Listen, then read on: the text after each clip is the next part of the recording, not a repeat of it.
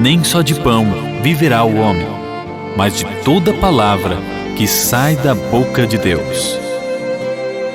Ouça agora uma mensagem à luz das Escrituras Sagradas. Abra o seu coração.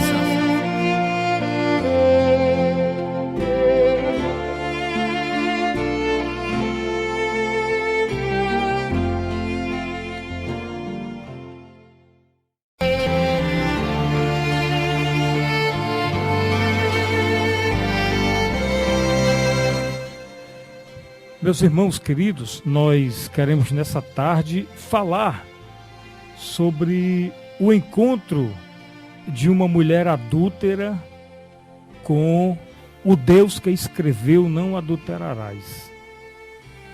Nós já falamos aqui sobre um homem pequeno que teve um encontro com um grande homem, que era o caso de Zaqueu, encontrando-se com Jesus, mas hoje nós queremos falar sobre o encontro de uma mulher adúltera com o Deus que escreveu não adulterarás.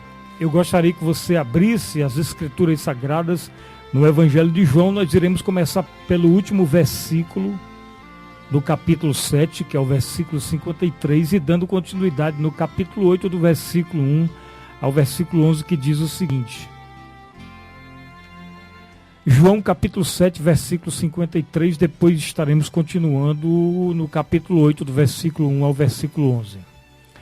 E cada um foi para a sua casa. Jesus, porém, foi para o Monte das Oliveiras, e pela manhã cedo tornou para o templo, e todo o povo vinha ter com ele, e assentando-se os ensinava. E os escribas e fariseus trouxeram-lhe uma mulher apanhada em adultério, e, pondo-a no meio, disseram-lhe: Mestre, esta mulher foi apanhada no próprio ato adulterando. E na lei Moisés escreveu que as tais sejam apedrejadas. Tu, pois, que dizes? Isto diziam eles, tentando-o, para que tivessem de que o acusar. Mas Jesus, inclinando-se, escreveu com o dedo sobre a terra.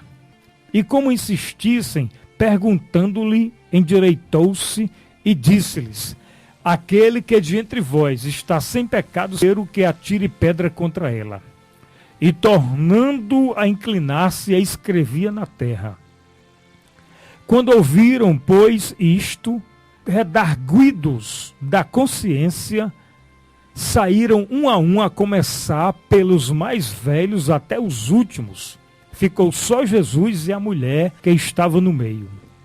E endireitando-se Jesus, e não vendo ninguém mais do que a mulher, disse-lhe: Mulher, onde estão aqueles teus acusadores? Ninguém te condenou? Ela disse: Ninguém, Senhor.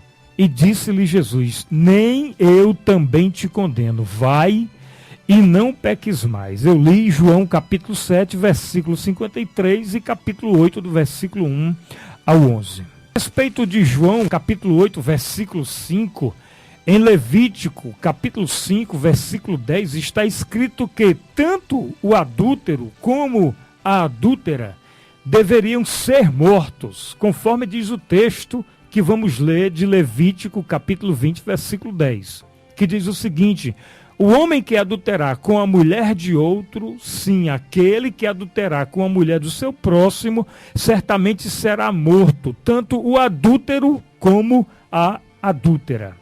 A respeito de João capítulo 8, versículo 6, nós podemos ler em Êxodo capítulo 31, versículo 18, que este mesmo Deus, antes de se manifestar em carne, já havia escrito com seu próprio dedo nas tábuas de pedra os mandamentos, conforme está escrito em Êxodo capítulo 31, versículo 18, que diz: E deu a Moisés, quando acabou de falar com ele no Monte Sinai, as duas tábuas do testemunho, tábuas de pedra escritas pelo dedo de Deus.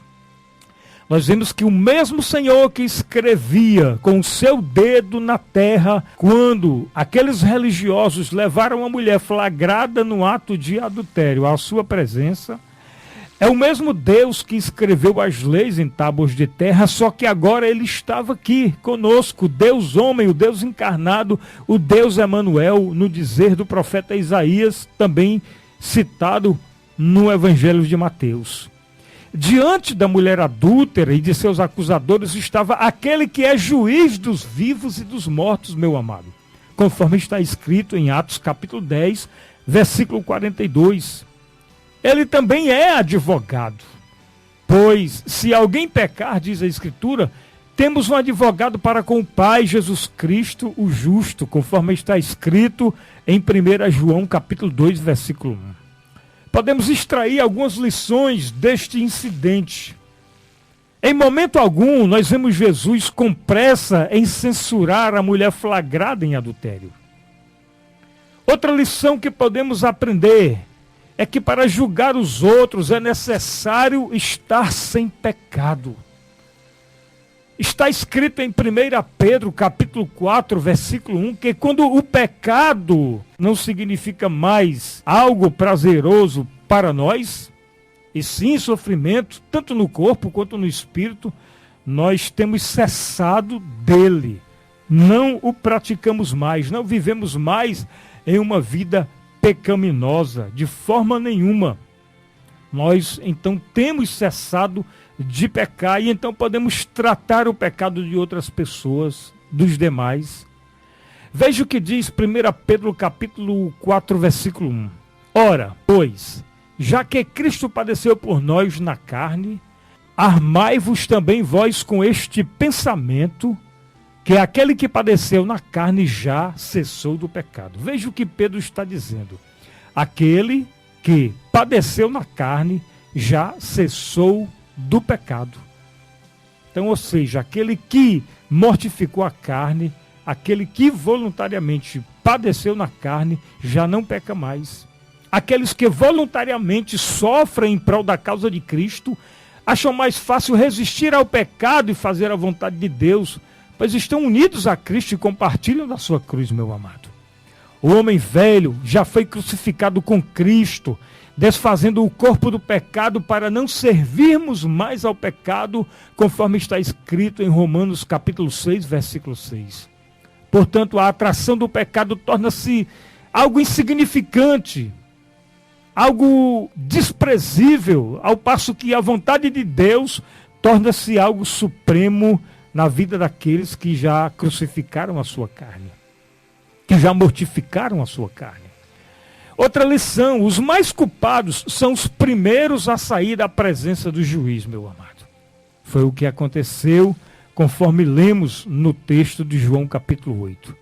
Outra lição é que só Jesus pode dizer com justiça, não te condeno. Por quê? Porque somente com ele há expiação dos nossos pecados. Mais uma lição é que a exortação não peques mais precisa ser entendida. Em João capítulo 8, dos versículos 12 ao 20, Jesus se diz a luz do mundo. Ele mesmo diz, eu sou a luz do mundo. E quando ligamos isto com os delatores daquela mulher, nós podemos perceber que a luz revelou o pecado oculto daqueles homens, daqueles acusadores, daqueles religiosos. Que a luz manifestou o perdão divino, que a luz iluminou a verdade da santidade, quando disse no versículo 11, nem eu também te condeno, vai e não peques mais. Tudo indica que esse fato ocorreu durante a festa dos tabernáculos, uma das festas judaicas, a última festa do ano religioso judaico. Era uma ocasião de alegria para todo o povo judeu. Já havia acontecido o dia da expiação e todo o mal entendido já havia sido tratado, já havia sido ajustado, enfim, todos os pecados tinham sido confessados e abandonados. Era uma felicidade plena para os judeus. O texto bíblico nos afirma que Jesus passou a noite no Monte das Oliveiras, é isso que diz João, capítulo 8, versículo 1. Ao amanhecer aquele novo dia, ainda bem cedo, diz o texto, que Jesus desceu do monte e se dirigiu ao templo, onde o povo o esperava para ouvir seus ensinamentos. É isso que diz João, capítulo 8, versículo 2. No dia anterior, meus amados, o último dia da festa dos tabernáculos, nós podemos ver que os sacerdotes e os principais fizeram de tudo para prender Jesus. Até mesmo enviaram alguns soldados com a ordem de prisão, mas estes, ao se aproximarem de Cristo, não tiveram coragem suficiente para lançarem mão do Senhor Jesus. E aí, Caifás e os sacerdotes, vendo que os soldados retornavam sem Jesus, sem ter prendido Jesus, perguntaram, e eu creio com o coração cheio de cólera: por que não o trouxeste? Responderam os soldados ou os servidores: nunca homem falou assim como este. É isso que lemos no capítulo 7 de João, versículos 45 e 46. Sabendo que os sacerdotes não desistiam facilmente, e como se demonstravam realmente decididos a prenderem Jesus, um homem respeitado e membro do Sinédrio pediu a palavra. Este homem era Nicodemos. Vocês lembram de Nicodemos? Aquele que numa noite procurou ter com Jesus às escondidas para conversar? Pois bem, agora abertamente Nicodemos fala em defesa do mestre.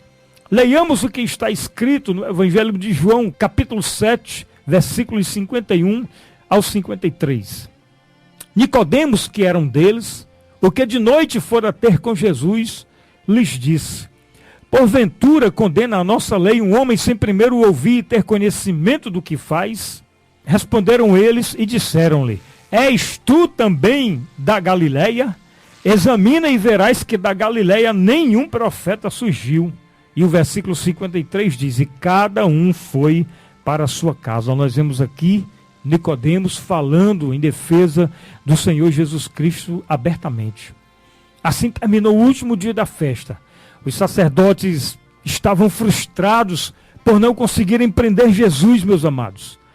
Eles teriam que maquinar de forma crucial, impaciente, outra cilada. E foi nesse espírito assassino que na manhã seguinte os sacerdotes se dirigiram ao templo, onde encontraram o simples carpinteiro de Nazaré, que os incomodava ensinando as multidões. Jesus era um incômodo, sabia? Para os fariseus, para os religiosos daquela época, assim como é para muitos dos dias atuais. Pode ficar certo disso. Como já lemos no Evangelho de São João, no capítulo 8, do versículo 1 ao 11, Jesus está sentado ensinando aqueles que se reuniam à sua volta, quando repentinamente surgem os escribas e os fariseus, abrindo caminho entre os ouvintes até chegarem bem perto do mestre. No meio deles está uma mulher sendo arrastada por homens fortes, cujos rostos são duros e inflexíveis. Podemos até pela fé visualizar tal imagem daquela pobre mulher sendo arrastada de forma indefesa, sendo bruscamente judiada por aqueles homens, por aqueles religiosos. Com toda a força de seu desespero e a ira que só os religiosos têm, meu amado, eles, aqueles homens, fariseus, homens religiosos daquela época, eles atiraram aquela mulher aos pés de Cristo, aos pés do Mestre. E aí eu creio que eles começaram a vomitar as suas acusações, a vomitar palavras contra aquela mulher, talvez com vozes roucas pelo ódio, gritar os nomes mais baixos reservados a tais mulheres. Por serem hipócritas, sacerdotes religiosos, acredito que eram vozes quentes, com línguas consumidoras, como uma fornalha ardente. E quem sabe outros com línguas frias, como se saísse de corações congelados e secos. A mulher, porém, está no chão, meu amado, encolhida e soluçando amargamente. Ela está tremendo de vergonha e muito apavorada. Eu creio, parece que posso contemplar a cena aquela mulher tremendo de vergonha, apavorada, ao ouvir da boca dos sacerdotes a sua acusação. Meu amado, quantos sacerdotes não têm aberto a boca para acusar de forma pejorativa e injusta? Eu creio que a cabeça daquela mulher estava abaixada, inclinada, suas mãos cobriam seus rostos, ela estava com os cabelos que foram puxados pelos homens, estava caído sobre a sua face. Creio que seu vestido estava rasgado, manchado, até mesmo pela poeira das ruas da cidade, através das quais ela foi arrastada por aqueles sacerdotes, por aqueles religiosos. Como Deus encarnado, eu creio que os olhos de Cristo observavam cada cena. Jesus vê o que aqueles sacerdotes covardes estão tentando lhe aprontar. Jesus percebe os rostos duros e sem piedade, sem nenhuma dó, pois são assim, meus queridos, todos os religiosos, pode ficar sabendo. Jesus percebe os olhares de convencimento e satisfação com que aqueles homens acariciavam as pedras que levavam em sua mão, tal qual eram também os seus corações, duros como pedras. Eu creio que cada mão que carregava uma pedra daquela, os seus dedos apalpavam os cantos ásperos, procuravam os cantos pontiagudos com a malícia e satisfação religiosa. Até que chega um ponto em que a gritaria cessa, quando o penetrante olhar de Cristo percorre o círculo, sondando cada coração, o coração de cada um daqueles acusadores, quando então um murmúrio, uma única pessoa do grupo grita aquela acusação: mestre, esta mulher foi apanhada no próprio ato de adultério. Eu creio que era uma voz arrogante, uma voz acusadora que pronunciava tal frase. Cristo então olha para a mulher ainda estendida no chão, talvez em busca do homem que compartilha a sua culpa, mas ninguém está ali ao lado daquela mulher. Onde está o homem? Ela não teria pecado se não existisse um homem. Onde está ele? Mas só acusavam a mulher. Um adultério não pode ser cometido só com a mulher, não. Ela é cometido entre o homem e a mulher. Ali não há nenhum homem compartilhando a sua vergonha, o seu pecado, o seu vitupério. Aqueles religiosos se achavam todos santos, se achavam impecáveis, infalíveis. Eles se nomeiam juízes a si mesmos. E nos dias de hoje também não é diferente, meu amado. Jesus compreendeu perfeitamente a trama daqueles corações malignos, embora fossem homens religiosos, embora fossem os pastores daquele dia. Aqueles sacerdotes não tinham mais ódio daquela mulher do que de Jesus. Pode ter certeza. Na verdade, o desejo daqueles homens era atirar aquelas pedras em nosso Senhor Jesus. Ora, se Jesus não consentisse com o apedrejamento daquela mulher, ele seria então acusado de desrespeitar a lei de Moisés, embora a lei de Moisés fosse clara em dizer que as duas partes culpadas, o homem e a mulher, deveriam sofrer a pena, mas ali estava somente a mulher. Se Jesus consentisse com o apedrejamento daquela mulher, ele estaria entrando em choque com as autoridades romanas, visto que só a corte romana tinha o poder de julgar tais casos de vida ou morte. Se Jesus houvesse condenado aquela mulher, haveria perdido, talvez, vou usar aqui uma palavra, mas talvez não seja essa, talvez deveria ter perdido o seu prestígio com as multidões que o amavam e o seguiam, pois Jesus sempre estava ensinando misericórdia. Talvez Jesus não tivesse mais a reputação diante das pessoas se ele houvesse condenado aquela mulher, já que ele estava sempre ensinando o amor, a compaixão e a misericórdia. Ele mesmo disse: Bem-aventurados os misericordiosos, porque eles alcançarão misericórdias. Mateus 5 e 7. Em Lucas 6,36 ele disse: sede, pois, misericordiosos, como também vosso Pai é misericordioso. Enfim, queridos, como poderia Jesus condenar aquela mulher e ainda ser misericordioso? Homens barbados e vestidos com roupas sacerdotais esperavam impacientemente a resposta, enquanto Jesus estava ali escrevendo com seu dedo na terra. Qual será a sua sentença? Eles pensavam. Justiça ou misericórdia? Seja qual fosse, aquilo era uma armadilha cruel e sagaz, preparada por homens de corações malignos, embora fossem sacerdotes, embora fossem líderes religiosos.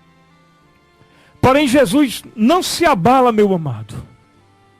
Jesus sabia que aos olhos daqueles fariseus cegos, ele era uma ameaça para as suas posições religiosas.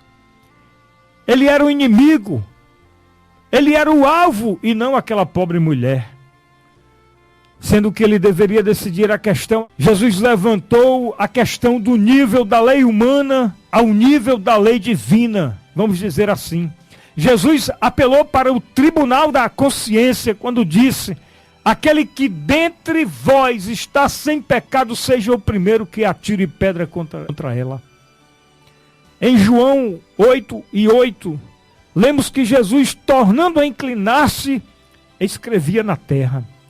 Esta é a única vez que as Escrituras Sagradas declaram que Jesus escreveu alguma coisa, e ainda assim ninguém sabe o que escreveu, a não ser que o Senhor revele. Quem sabe Jesus traçou ali um catálogo dos pecados dos homens acusadores, daqueles religiosos. Quem sabe Cristo tenha visto entre aqueles acusadores um sacerdote alto, vestido em um paletó bonito, com um título ministerial, presidente, seja lá o que for, conduzindo um exemplar da Bíblia e tem escrito no chão a palavra desonesto, e o homem tenha se voltado da multidão. Cristo olha firmemente para cima nos olhos daqueles homens à sua volta e desafiadoramente lhes diz: aquele que dentre vós está sem pecado, seja o primeiro que atire pedra contra ela. O olhar penetrante de Cristo para demoradamente sobre os acusadores daquela mulher e um por um a um, meu amado, ele olha nos olhos e então escreve na areia a seus pés, letra por letra. Aqueles homens, eu creio, ficam apenas observando, fascinados com o que Jesus estava escrevendo na areia.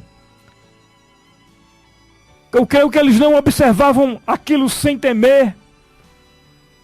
E aí aquele grupo de acusadores começa a ficar menor, começa a diminuir.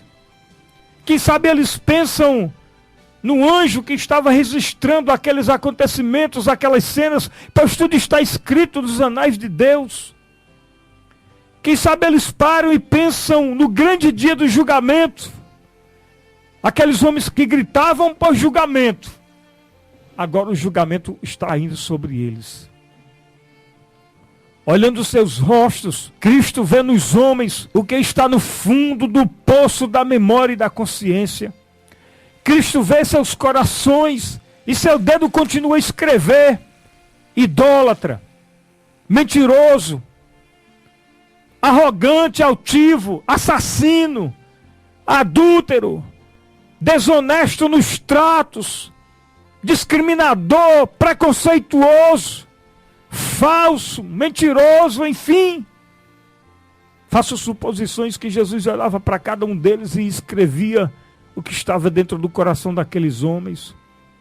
Ouve-se nitidamente o ruído de pedra após pedra caindo no chão. Meu amado, um por um daqueles homens acusadores, eu creio que saía rastejando como um animal, procurando as sombras, procurando sumir nas ruas movimentadas para se esconder da multidão. ouvindo o eco das palavras de Cristo na sua consciência: aquele que dentre vós está sem pecado, seja o primeiro que atire pedra contra ela.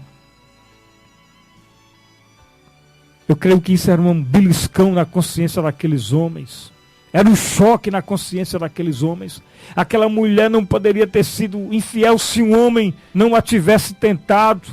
Não haveria prostituta se não houvessem homens safados, imorais, desonestos às suas esposas, desonestos ao seu próximo. Alguém deveria ter ficado ao lado daquela mulher quando condenada, não é verdade? Porém, ela estava sozinha. Onde estava o homem que adulterou com ela? A primeira lição que Jesus ensinou naquele dia foi que somente aquele que não tem culpas e pecados tem o direito de julgar. No entanto, está escrito: se dissermos que não temos pecado, fazemos-lo mentiroso e a sua palavra não está em nós. Eu li 1 João capítulo 1, versículo 10. Quem pode dizer que não tem pecado? Somente quem é perfeito pode criticar. No entanto, quem é perfeito não critica, meu amado. Ajuda, dá uma palavra de ajuda, de acolhimento, uma palavra que sara e não que fere, como muitos têm feito. Nenhuma pedra foi atirada contra aquela mulher. Parece que estou vendo, todas as pedras estão no chão ao redor daquela mulher que agora está sozinha, prostrada aos pés de Cristo. O silêncio é quebrado pelo soluço da mulher, que ainda nem levantou a sua cabeça, eu creio. E agora Cristo olha para ela. Então, com os olhos cheios de compreensão, diz com a sua doce voz: mulher, onde estão aqueles teus acusadores? Ninguém te condenou? É isso que lemos em João 8:10. E no versículo seguinte ela responde: ninguém, Senhor. Isso foi tudo que a mulher disse do princípio ao fim. Ela não se desculpa da sua má conduta e nem tenta justificar o que cometeu, nem tenta se justificar. Cristo, olhando para ela e vendo a sua face molhada de lágrimas e os seus olhos avermelhados de chorar, ele sabe que aquelas lágrimas são lágrimas de arrependimento, arrependimento sincero. Então Jesus olha nos olhos dela e diz docemente: nem eu também te condeno, vai e não peques mais. O que Jesus diz não é que somente a absolve, não, mas ele a perdoa. Ele não disse que aprovava a sua ação, mas que não condena por ela, e sim perdoa. Há um longo silêncio, eu acredito. Se a mulher murmurou algum agradecimento, ela disse tão baixinho, fez tão baixinho que somente Jesus pode ouvir, pois não lemos nada sobre isso nas Escrituras. Vai e não peques mais. Embora a Bíblia não diga, mas eu creio que enquanto a mulher se distanciava, Jesus sorria e ao mesmo tempo sabia que ele próprio pagaria o preço daquele pecado perdoado lá na cruz do Calvário. A Bíblia não declara o nome daquela mulher, não diz onde ela morava, não diz a sua idade, não dá detalhes sobre sua vida. Porém, temos a certeza de que a transformação que se operou em sua vida fez com que ela nunca mais fosse a mesma. Sem dúvida, ela se tornou uma seguidora de Jesus. Quando Jesus encontra os homens, mulheres, jovens, crianças, surge para eles uma nova vida, meu amado. Seus corações são regenerados, são transformados. Aquela pecadora olhou nos olhos de Cristo e viu Deus pessoalmente. Viu que em Jesus habita corporalmente toda a plenitude da divindade, como está escrito em Colossenses 2:9. Aquela mulher foi flagrada em adultério, foi achada culpada, foi julgada, foi condenada, porém Jesus a absolveu e a perdoou. Caro ouvinte, cara ouvinte, irmão, irmã, senhor, senhora, moças, rapazes, você também pode ser perdoado. Não importa que tipo, que espécie de pecado você tenha cometido, o maior milagre é que podemos ser perdoados através do sacrifício de Cristo na cruz do Calvário. Basta agora mesmo você olhar com fé para Cristo, o Cordeiro de Deus que tira o pecado do mundo, conforme está escrito em João 1:29.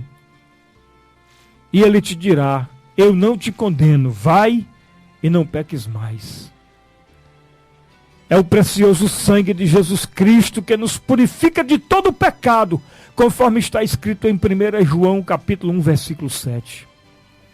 Em 1 João capítulo 1, versículo 9, ainda lemos que se confessarmos os nossos pecados, Ele, Jesus, é fiel e justo para nos perdoar os pecados e nos purificar de toda injustiça.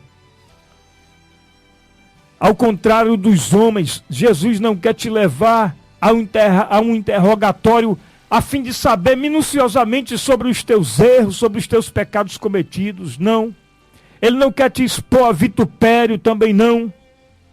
Ele diz: vinde a mim todos os que estáis cansados e oprimidos, e eu vos aliviarei. Está escrito em Mateus 11:28.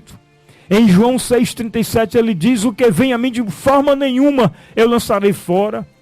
Você que me ouve agora, se verdadeiramente deseja o perdão dos teus pecados, a salvação e a vida eterna, Ele, Jesus, te concederá agora gratuitamente, meu amado.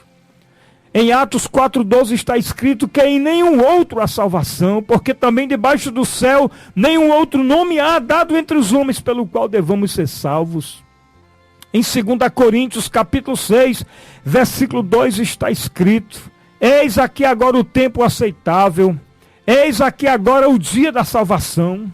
Hebreus 2,3 diz: como escaparemos nós se não atentarmos para uma tão grande salvação? Hebreus 3,15 diz: se ouvirdes a sua voz, não endureçais os vossos corações. Meu amado, minha amada, que o Espírito Santo lhe convença do pecado, da justiça e do juízo, e que você nessa tarde venha arrepender-se dos seus pecados e aceitar a Cristo como Senhor e Salvador da tua vida, em nome do Senhor Jesus Cristo. Que Deus te abençoe, meu amado. Amém e amém. Aleluia. A palavra de Deus nos traz uma história de uma mulher que estava prestes a ser apedrejada pelos homens, mas o Senhor Jesus, que é o dono de todo perdão, trouxe o perdão para essa mulher e disse assim: mulher, onde estão teus acusadores que foram embora? Onde estão aqueles que querem te condenar? Eu não te condeno, eu te perdoo. Vai e não peques mais. Se o inimigo te vem acusar com teus pecados, te quer condenar, vem tomar toda a vitória que o Filho de Deus te dá.